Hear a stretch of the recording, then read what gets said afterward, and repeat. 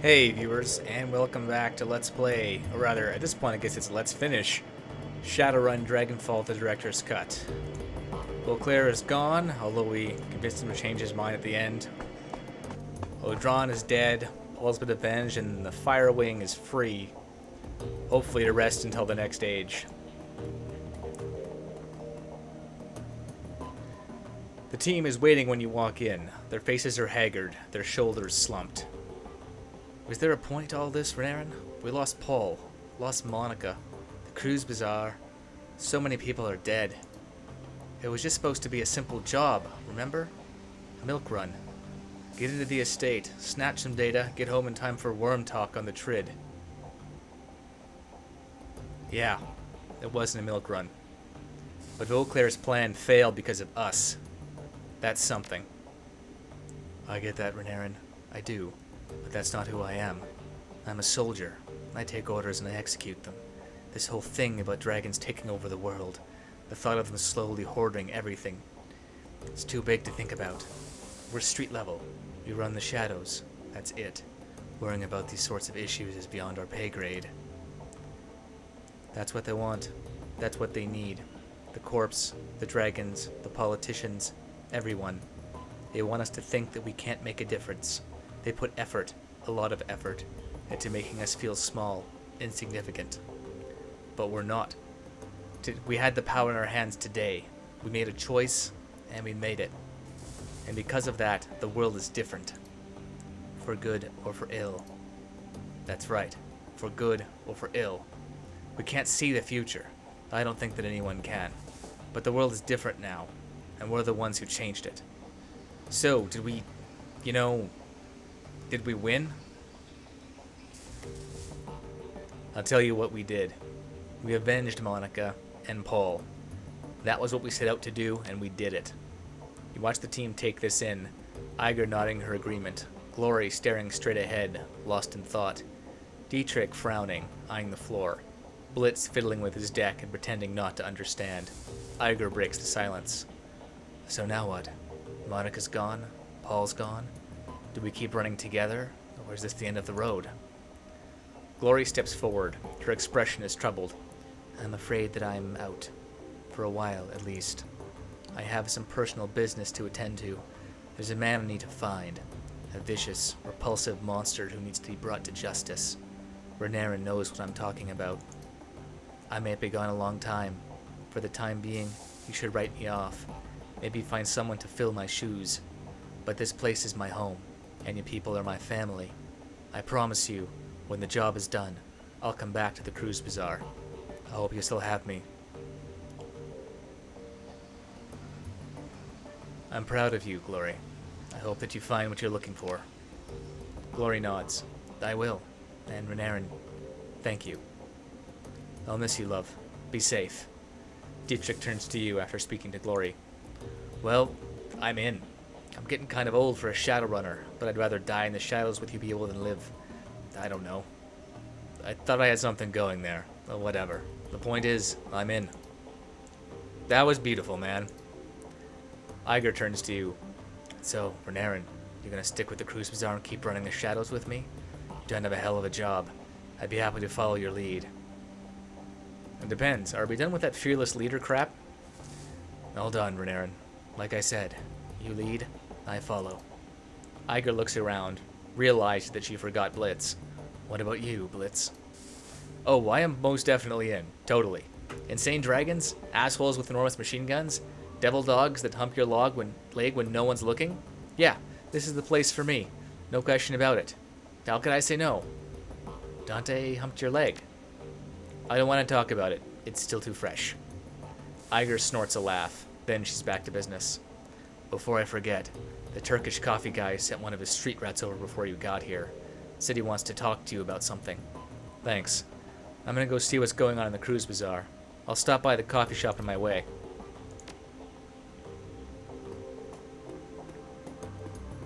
New objective, meet with Altug. Well, let's do one last chat to the team here and see.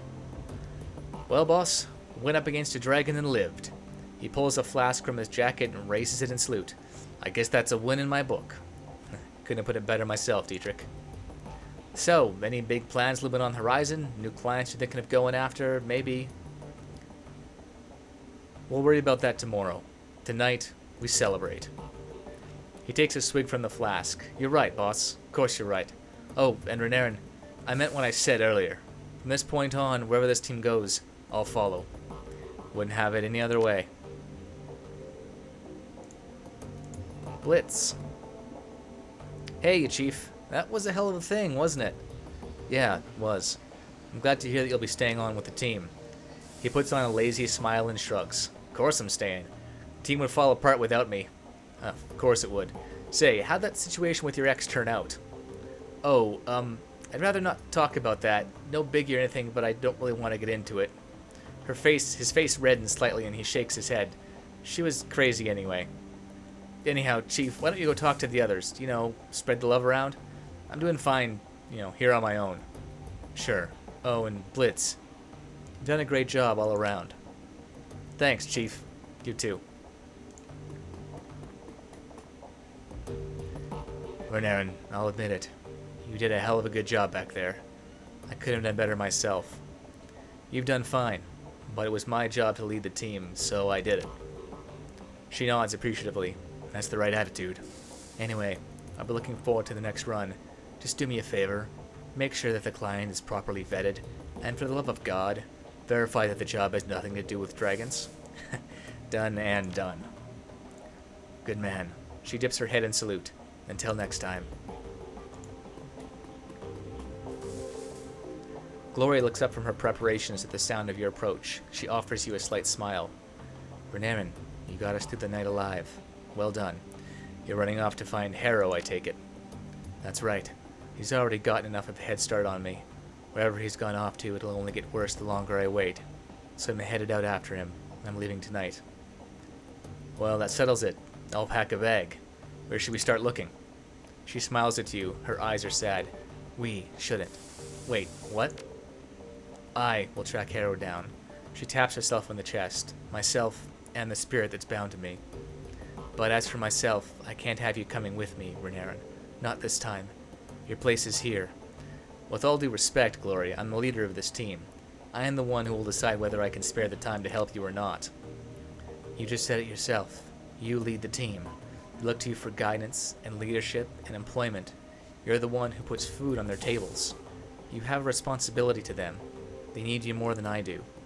Tracking Harrow down isn't going to be quick or easy. It could take years. You, my friend, are a victim of your own success. You become too important to this team, to the cruise bazaar, to up and disappear. The heart of Fürchtel and I share a common goal and a common responsibility. We have to deal with Harrow. It's on us to stop him.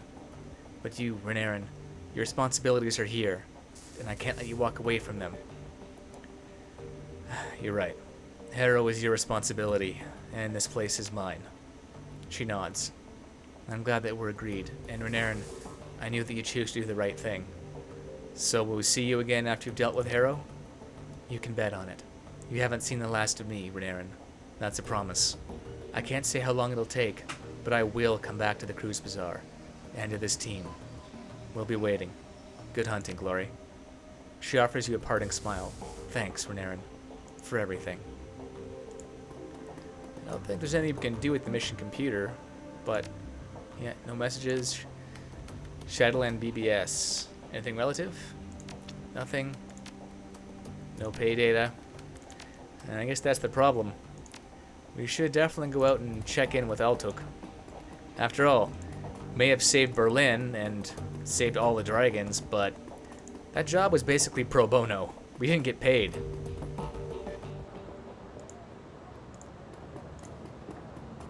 Oh, Beckenbauer actually has nothing to say. How about Lane?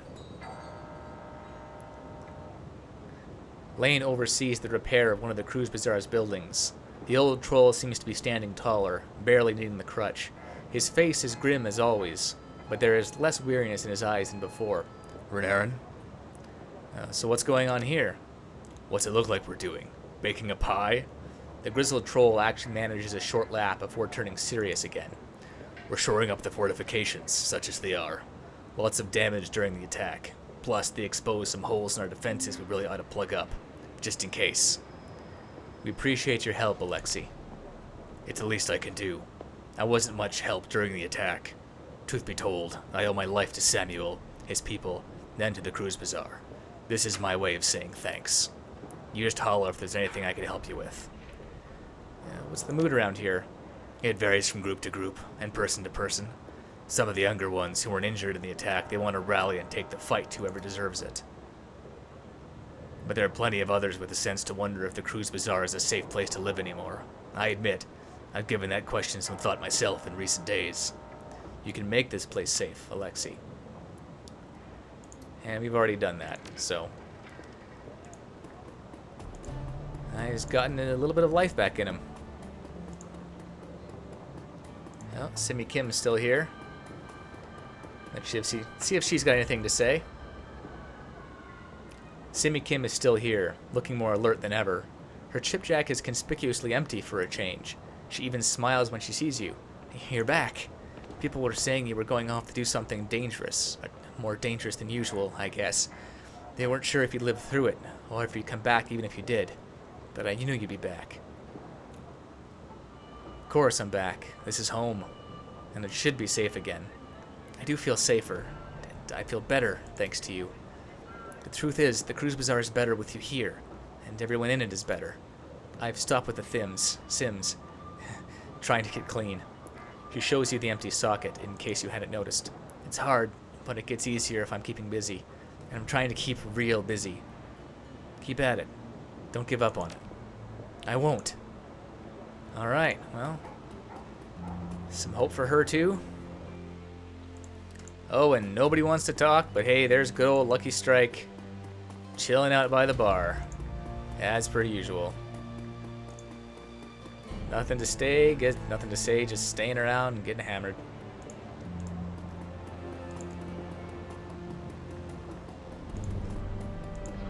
Now let's see if the good doctor has anything to say. I'm gonna guess no, but... Oh yeah, definitely nothing to say, like, at all. But I want to buy more medkits. Zach Flash has nothing to say. Oh. Our good friend, the gun salesman, has nothing to say. Oh, hey, there's Algernon and Absinthe. They're out and about, and their door to their shop is closed. Algernon hums tunelessly to himself while he fiddles with one of his many talismans. When he sees you, he smiles broadly. Here he is, Absinthe, the clear-sighted one. To be certain, this human is to be heralded with much praise, Algernon Half-Dream, though his release of the Great Worm will have ramifications, to be sure. This day is full of portent. How did you know about the dragon? A friend. The release of the Great Worm is of interest to a multitude of beings, and Algernon Half-Dream is among their circle. Things are different now. Different how? Absinthe's expression slackens, becomes dreamy. Before the next cycle's end, the Förderschwing worm will speak again with the voice of the maiden. The dancer will spin, the seal will melt, and the calm lake will burn again. This I prophesy. Algernon purses his lips, annoyed. You make it sound like a bad thing. Do not jest, Half-Dream. We must be going, and soon. Is there something I should know? Some last words of, I don't know, wisdom? Always? No. Never. Shine, runner of shadows. Glow bright, and show what is hidden in the places power wishes to remain dark. This is Absinthe's wish for you. That is what I was going to say. Algernon bows to you with a flourish. Goodbye, Renairen. We will meet again, I think, though not for a long, long time. No, and the cyberware dealer has nothing to say. Luca's finally gone. Altug. Very propitious it is that we may speak again, O Master of Mayhem. I have a proposal for you that should prove most lucrative to us both, Effendim. Most lucrative. Fortune will surely smile upon our blessed partnership, if you will only accept. I'm listening, O Master of Hyperbole. With the passing of Herr Amsel, may God bestow his mercy on him, you find yourself without a fixer. I wish to offer my services to you in this regard. You will find that Altug Barakazi is a most connected and business-savvy partner. Sounds like a match made in heaven, Altug. How do we start? I've already found a potential client, O Blessed One. A most prosperous one with deep pockets. He is eager to meet you. When you are ready, take the U-Bahn to Brandenburger's Tor. He will find you there. Brandenburger Tor. Got it. As soon as I finish up here, I'll go meet him. Well, we've talked with everybody. The team. Glory's gone, but, well, everyone else is hanging around. Glory, I think, is leaving to do a good thing. So,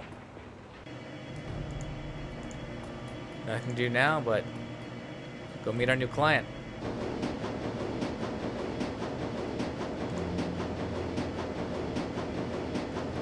The train car is empty except for the man in the immaculately tailored Italian suit. You notice him watching you for several minutes while the train rumbles its way toward Brandenburger Tor. Finally, he speaks. The stranger's words come out slowly in a deep, melodious tone that is easy to hear, despite the noise of the train. He takes his time, accentuating each word, relishing each vowel and each consonant, tasting them as if they were a delicacy. Hello. I assume that the business with Dr. Vauclair is concluded, yes? Do I know you, friend? No, but you are about to. The man inclines his head slightly in introduction. Hans Brackhaus. I represent an interested party. Someone who wishes to know about your encounter with Dr. Vauclair. And how do you know about that?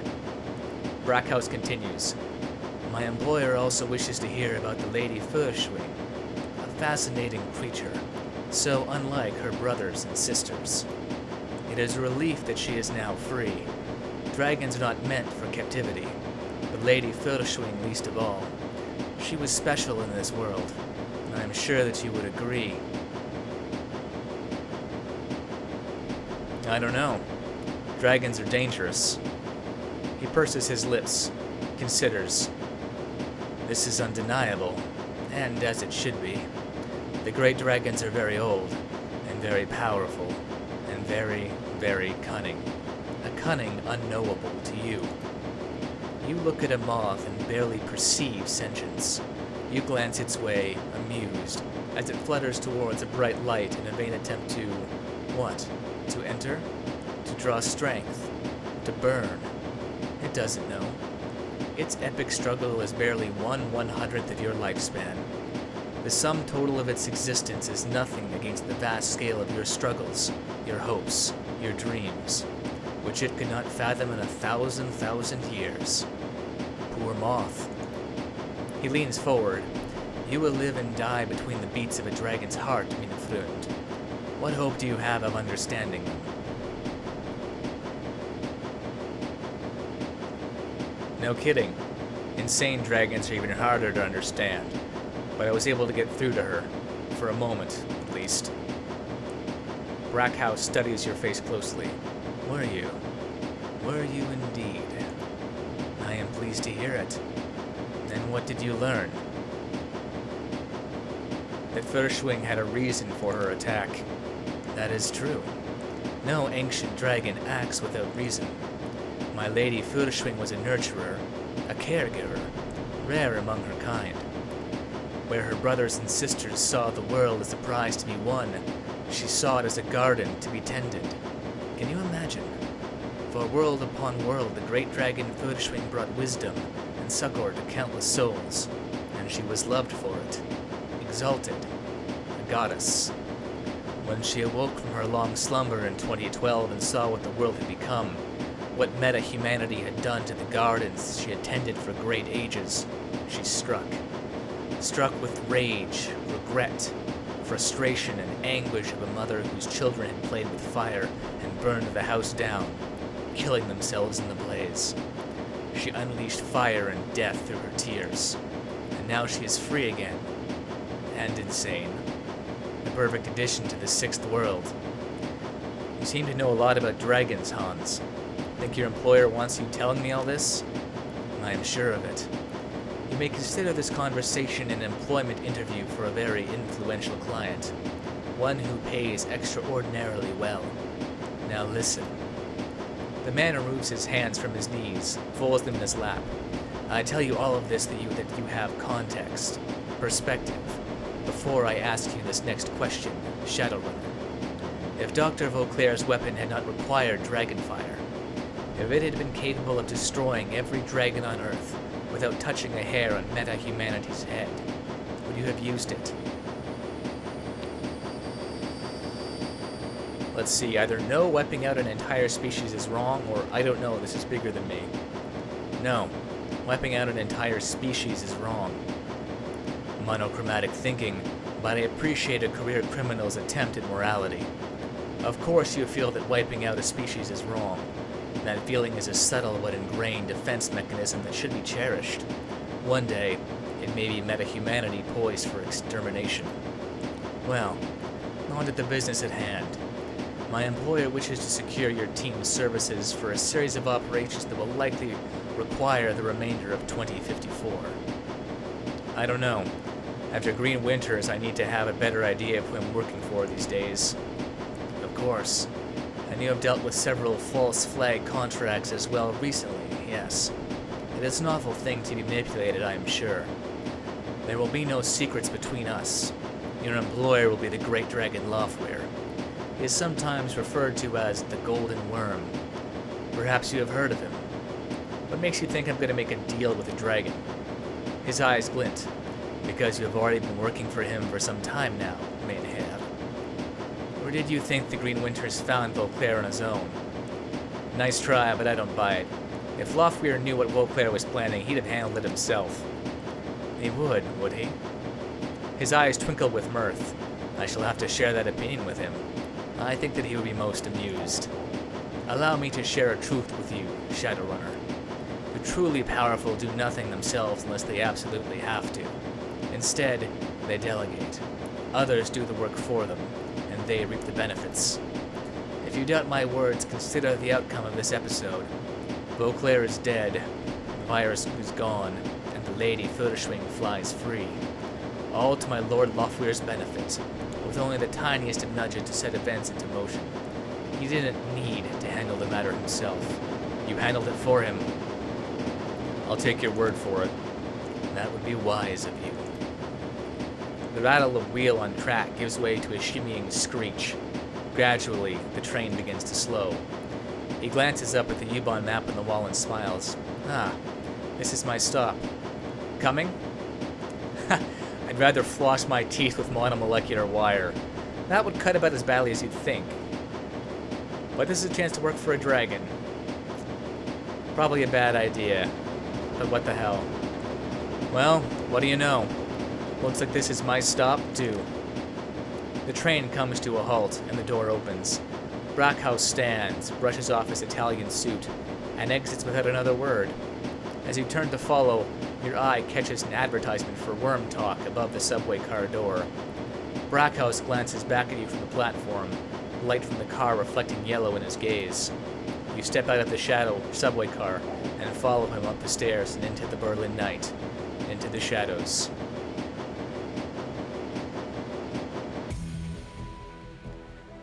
Berlin Newsfax contains just one report of a large-scale explosion in the countryside east of Berlin. An abandoned castle is reportedly consumed in a massive fireball that shakes the countryside and leaves a crater 60 feet deep. A natural gas leak is suspected, and the location is soon cordoned off by unidentified corporate forces. This news is eclipsed when Seder Krupp announces its acquisition of Ariane Space, the last remaining arm of the European space program. The Flux State's anarchist rule remains until 2055, when joint corporate forces, acting with the support of the German government, invade the city. It is widely known that the Great Dragon Loftweir is responsible for orchestrating this action. After weeks of fighting, the surviving anarchists are forced to retreat to the eastern part of the city. A truce is signed in 2060, and Berlin is again divided by a wall. The Great Dragon Dunkelzahn is elected President of the United Canadian and American States in 2057. He is promptly assassinated as he leaves an inauguration party at the Watergate Hotel while in human form. Popular opinion is that another Great Dragon is responsible, as only a dragon can kill a dragon, but those in the shadows hint that an act of powerful blood magic is the cause. Grainy photographs of a large winged creature crossing a full moon above the Harz Mountains circulated Germany for several years. Conspiracy theorists take this as evidence that a new great dragon has emerged. But when no further sightings are reported, interest wanes. The name of Dr. Adrian Vauclair has since been lost to the shadows. Well, viewers, final thoughts. Well, you know what? Let's not do final thoughts here. Let's back out of this for now. Can we pause this? We can pause it, but the problem is that oh, wow, backwards through the credits. Okay. Problem with this is that sadly it's got that stupid little train track thing. So Shadowrun Dragonfall in a few words. Awesome. I love turn-based tactical RPGs. I love the story. The director's cut has added nothing but good things to it. I highly recommend it, especially if you played Dead Man's Switch and were kind of put off. This campaign improves upon it in pretty much every way possible. I kind of wish I crowdfunded it just to support it, but man, I'm not really a Kickstarter guy, I guess. But yeah, it's awesome. Having more control over your team is great. Having more side missions with your team is great. The BioWare mission with the Night King was pretty amazing. And the little robots that came to aid with the music. So all in all, definitely an improvement, and all for the low price of nothing if you already own Dragonfall, which makes me really like harebrained schemes. So yeah, that's it. Nothing else to say. I'm not going to do the entire credits because it also has the list of all the Kickstarter backers. So we will be sitting here for quite a while, even on fast forward. But yeah, I hope you enjoyed the Let's Play. It's probably the most ambitious one I've done with having to voice everybody. Not going to do that again, especially considering I can't do a goddamn British accent. I know Dietrich went Scottish for the last like 5 videos, and yeah, sorry, that's just how it is. But yeah, thanks for watching, and we'll see you next time on, well, another LP. Take care, viewers.